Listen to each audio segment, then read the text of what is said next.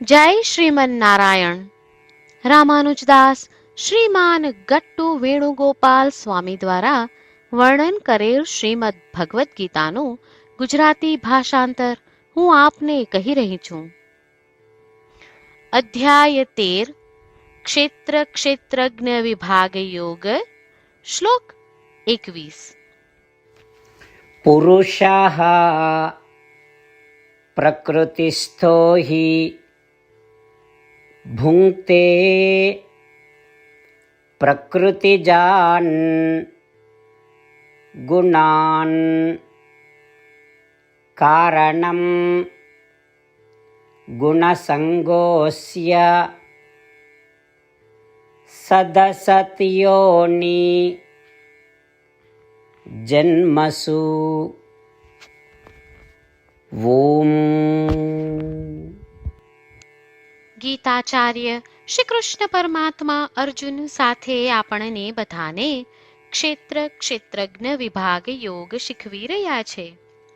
પરમાત્મા કહે છે, આત્મા સ્વાભાવિક રીતે શાશ્વત સુખમાં રહે છે, પરંતુ જ્યારે આત્મા આ શરીરમાં આવે છે ત્યારે તે સત્વગુણ, રજોગુણ અને તમોગુણના પ્રભાવથી સુખ દુઃખનો અનુભવ કરે છે. શરીરમાં સ્થિત આત્માનો આરંભ કેવી રીતે થયો તે અજ્ઞાત છે, તેથી તેને શાશ્વત કહેવામાં આવે છે.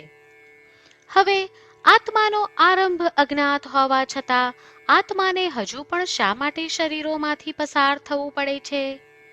તેનો ઉત્તર છે કે જ્યારે આત્મા શરીરમાં હોય ત્યારે તેને કેટલીક વસ્તુઓનો મોહ અને ઈચ્છા થાય છે.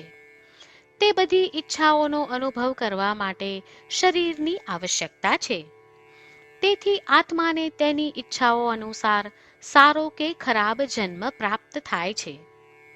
આ પ્રમાણે શ્રી કૃષ્ણ પરમાત્મા સમજાવી રહ્યા છે કે આપણા સારા અને ખરાબ જન્મો પ્રાપ્ત કરવાનું કારણ એ લાલસાઓ, મહત્વાકાંક્ષાઓ અને ઈચ્છાઓ છે.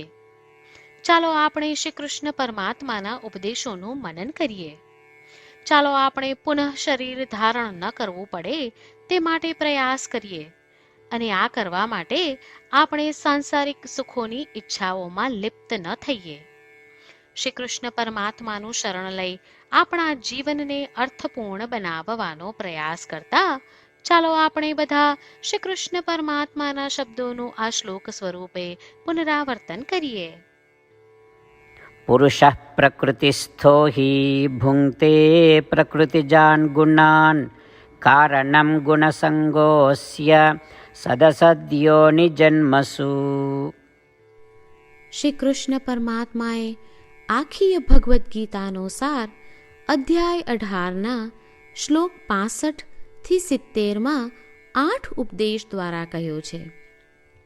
શ્રી કૃષ્ણ કહે છે, જે મારા આ 8 ઉપદેશ અનુસરે છે તે મને પ્રિય છે. એ સર્વે ભક્તોનું હું બધી જ રીતે રક્ષણ કરીશ. શ્રી કૃષ્ણ પરમાત્મા પાસેથી આખી ભગવદ્ ગીતા સાંભળ્યા પછી અર્જુન કહે છે, કરીશ્યે વચનમ તવ, એટલે કૃષ્ણ, હું તમારી આજ્ઞાનું પાલન કરીશ, તમે કહો છો એમ કરીશ. અને આથી જ શ્રી કૃષ્ણએ દરેક પ્રકારના યશ અને વિજય અર્જુનને આપ્યા છે. તો ચાલો આપણે પણ પરમાત્માને 8 વાતો પાળવાનું વચન આપીએ. પરમાત્માને આપેલા વચનથી મોટી કોઈ પૂજા, તપ કે યજ્ઞ નથી. 8 પ્રતિજ્ઞાઓ જે આપણે લેવી જોઈએ તે હું હવે કહું છું. આપ સૌ પણ એનો મન અને હૃદયથી વિચાર કરો. આ રીતે શ્રી કૃષ્ણને વચન આપતી વખતે આપણે સૌ શ્રી કૃષ્ણની હસતી મુખમુદ્રાનો મનમાં વિચાર કરીએ અને પરમ આનંદનો અનુભવ કરીએ. જય શ્રીમન નારાયણ. આપણા 8 વચનો આ પ્રમાણે છે. આપણું પહેલું વચન, હે શ્રીમન નારાયણ, તમારા ઉપદેશ પ્રમાણે હું હંમેશા તમારું ધ્યાન અને ચિંતન કરીશ. આપણું બીજું વચન, હે શ્રીમન નારાયણ, તમે કહ્યું છે તેમ હું સદાય તમારી ભક્ત મુક્ત રહીશ.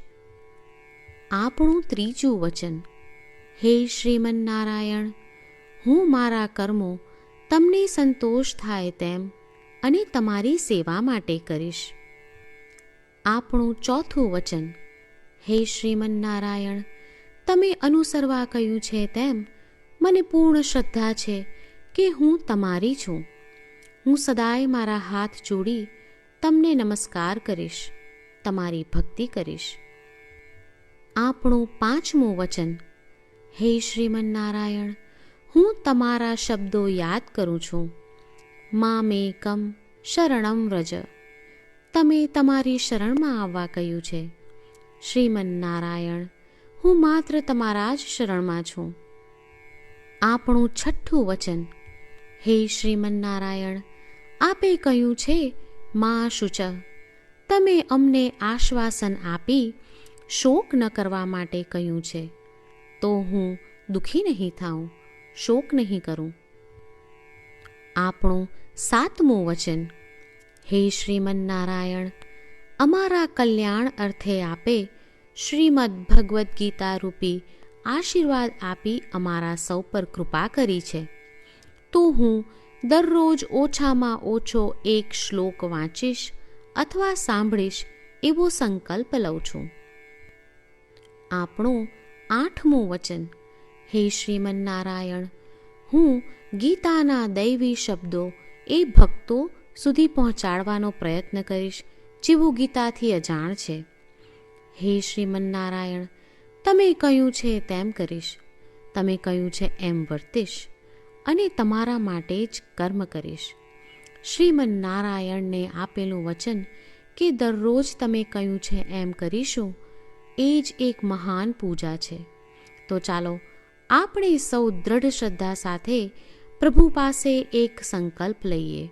શ્રીમન્નારાયણ, કરીશ્યે વચનમ તવ. શ્રીમન્નારાયણ, હું તમારી આજ્ઞાનું પાલન કરીશ. સર્વમ શ્રી કૃષ્ણાર્પણમસ્તુ. જય શ્રીમન્નારાયણ. પુરુષઃ પ્રકૃતિસ્થો હિ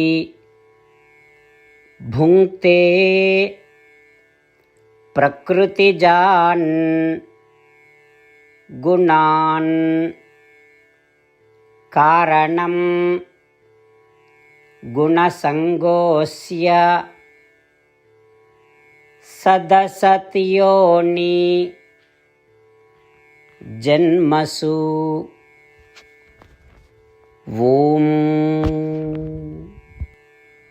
પુરુષઃ પ્રકૃતિસ્થો હિ ભુંક્તે પ્રકૃતિજાન ગુણાન કારણમ ગુણસંગોસ્ય સદસદ્યોનિ જન્મસુ.